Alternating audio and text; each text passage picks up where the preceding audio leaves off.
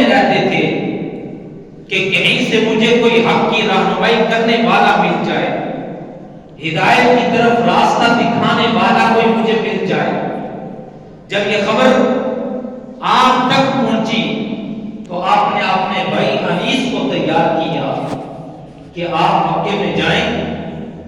سنا ہے کہ ایک شخص نے اعلان نبوت کیا ہے، اور جا کے وہاں کے حالات کا جائزہ لیں اور پھر آ کے مجھے بھی بتائیں۔ تو نبی رحمت صلی اللہ تعالی علیہ وسلم کے غلاموں، آپ کے بھائی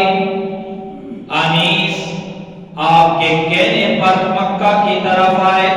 مکہ میں جب آ کر دیکھا تو انہیں پتا چلا ایک شخص جس کا نام محمد صلی اللہ تعالی علیہ وسلم ہے، آپ نے اعلان نبوت کر دیا اور آپ لوگوں کو توحید کی طرف بلا رہے ہیں، ایک اللہ رب العزت کی عبادت کی طرف دعوت دے رہے ہیں،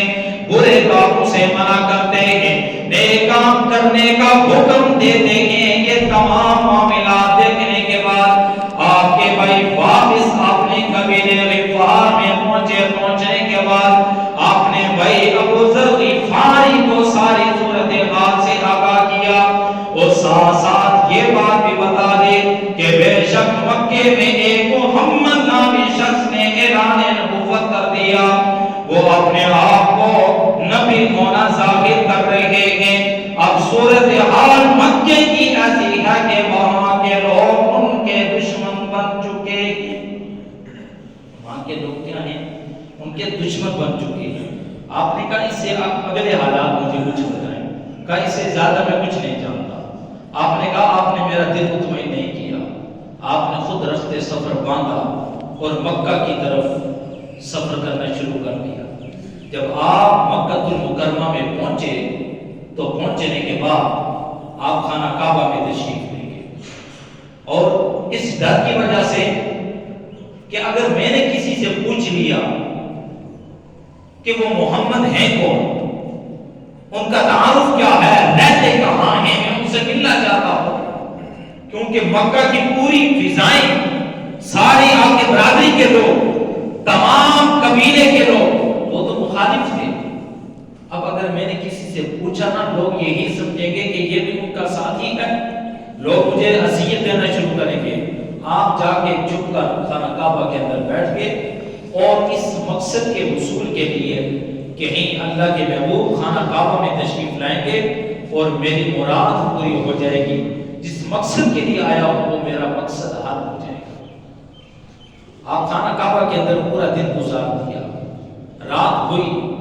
لوگ آئے، نماز پڑھی، نماز پڑھ کے ایک ایک کر کے سارے نکل گئے، اور کعبۃ اللہ کے متولی بنو ہاشم تھے، ان دنوں یہ ساری ذمہ داری حضرت ابو طالب کے پاس تھی۔ حضرت علی رضی اللہ تعالی عنہ نے دیکھا نا، جب سارے لوگ نکل چکے ہیں، ایک شخص بیٹھا ہوا ہے اور نیا اس کا چہرہ ہے، کبھی پہلے دیکھا نہیں۔ آپ اس کے پاس گئے، پوچھا آپ مسافر ہیں؟ کہا جی بالکل میں مسافر ہوں۔ کہا چلیں پھر میرے ساتھ ہیں، رات کو میں آپ کو ٹھکانہ دیتا ہوں، آپ کی خدمت کرتا ہوں۔ آپ خاموشی سے اٹھے اور چل پڑے۔ حضرت علی رضی اللہ تعالی عنہ نے رات کو خدمت کی، مہمان کا حق ادا کیا۔ صبح ہوئی، آپ پھر آ کے حرم شریف میں بیٹھ گئے، پورا دن گزر گیا، نبی پاک صلی اللہ تعالی علیہ وسلم سے ملاقات ابھی تک نہیں ہوئی۔ پھر وہی رات آ گئی، عشاء کی نماز کے بعد سب لوگ جب نکل جاتے ہیں تو حضرت علی پھر دیکھتے ہیں کہ وہ شخص آج پھر بیٹھا ہے، آپ اس کو پھر مسافر سمجھ کے لے جاتے ہیں، حتیٰ کہ تیسرا روز پھر ایسے ہی آیا۔ تیسرے روز جب حضرت علی نے دیکھا نا یہ شخص روزانہ یہاں کعبۃ اللہ کے اندر بیٹھا رہتا پورا دن، رات ہوتی ہے اس کو میں لے جاتا ہوں۔ حضرت علی نے پہلے 2 دن نہ خود پوچھا، نہ حضرت ابو ذر غفاری نے خود بتایا کہ میں کس مقصد کے لیے آیا ہوں۔ تیسرے روز حضرت علی پوچھنے لگے مسافر سے کہ آپ یہاں کس غرض سے آئے ہیں؟ کیا آپ کو ابھی تک اپنا جو مقصد تھا وہ نہیں ملا؟ آپ کو اپنی منزل نہیں ملی جہاں تک آپ پہنچنا چاہتے تھے؟ حضرت ابو ذر غفاری کہنے لگے میں اگر سچ بات کہوں تو، لیکن اس سے پہلے میں آپ سے وعدہ لینا چاہتا ہوں اس راز کو راز میں ہی رکھنا ہے، کسی کو بتانا نہیں۔ آپ نے کہا راز سمجھیں میں کسی کو نہیں بتاؤں گا، بتائیں کیا وجہ ہے؟ کہا دراصل میں اپنے قبیلے سے یہاں اس لیے آیا ہوں کہ میں نے سنا ہے یہاں کوئی محمد نامی شخص ہے جس نے اعلان نبوت کیا ہے، میں ان سے ملنا چاہتا ہوں، اور 3 دن گزر چکے ہیں میری ملاقات نہیں ہوئی، اور میں کسی سے پوچھتا نہیں، حالات ایسے ہیں لوگ ان کے دشمن بنے بیٹھے ہیں، کہیں کوئی مجھے ہی کچھ نہ کہنا شروع کر دے۔ جب یہ بات کی حضرت علی رضی اللہ تعالی عنہ فرمانے لگے بالکل آپ نے درست کیا، آپ نے کسی سے نہیں پوچھا، بہت اچھا کیا، اگر کسی سے پوچھتے لوگ آپ کو مارنا شروع کر دیتے، لوگ آپ کو تکلیف دینے شروع کر دیتے۔ اب ایسا ہے کہ اس کریم آقا کی بارگاہ تک پہنچانا حضرت علی کا کام ہے، اس کریم بارگاہ تک پہنچانا اب علی کا کام ہے۔ صبح جب میں آپ کو لے کے جاؤں گا نا، آپ نے میرے پیچھے پیچھے چلنا ہے، تھوڑا فاصلے پہ چلنا ہے تاکہ کسی کو پتہ نہ چلے کہ یہ دونوں اکٹھے جا رہے ہیں۔ لوگ مجھے بھی جانتے ہیں اور میں لوگوں کو بھی جانتا ہوں، اگر راستے میں کوئی نہ ملا تو میں سیدھا چلتا جاؤں گا، آپ میرے پیچھے پیچھے آ جانا، میں آپ کو محمد کریم کی بارگاہ تک پہنچا دوں گا۔ اگر راستے میں کوئی بندہ نظر آ گیا تو پھر آپ نے کیا کرنا ہے؟ میں جوتے کا تسمہ ٹھیک کرنے کی غرض سے جوتا اتاروں گا اور ٹھیک کرنے کی کوشش کروں گا، آپ نے رکنا نہیں ہے میرے پاس، فوراً وہاں سے نکل جانا، سیدھا سیدھا آگے۔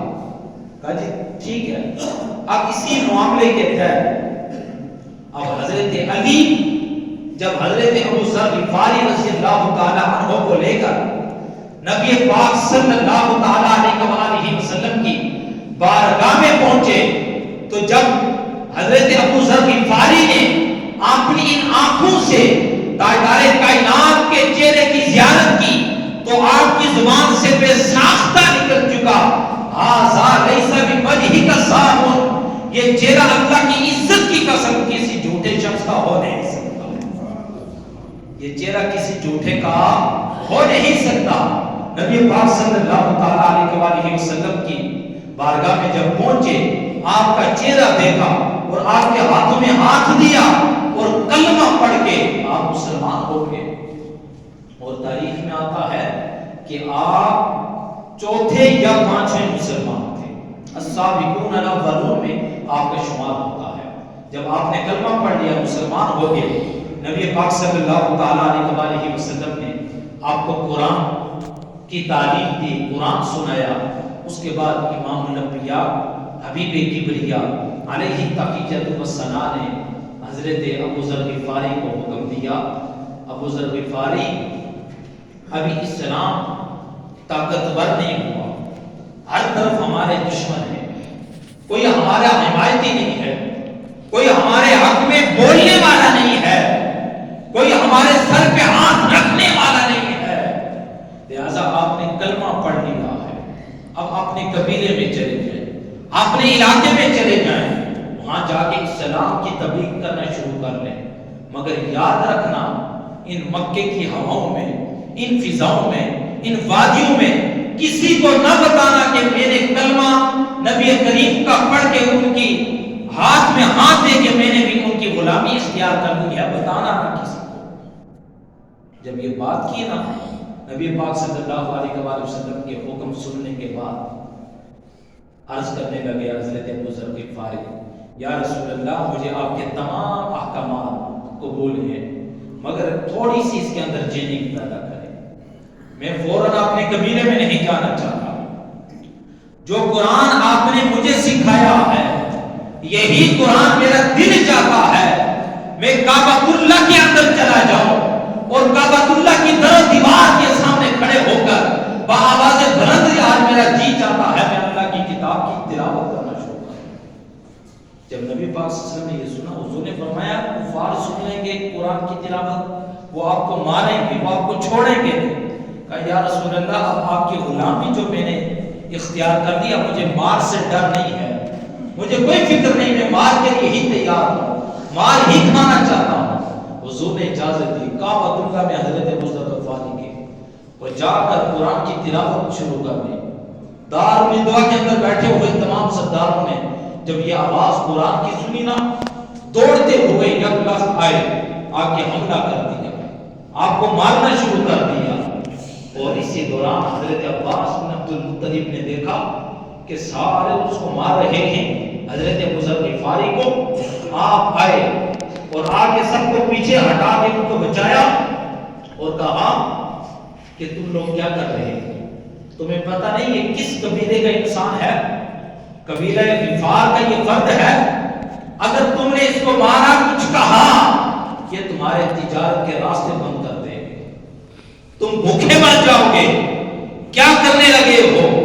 جب حضرت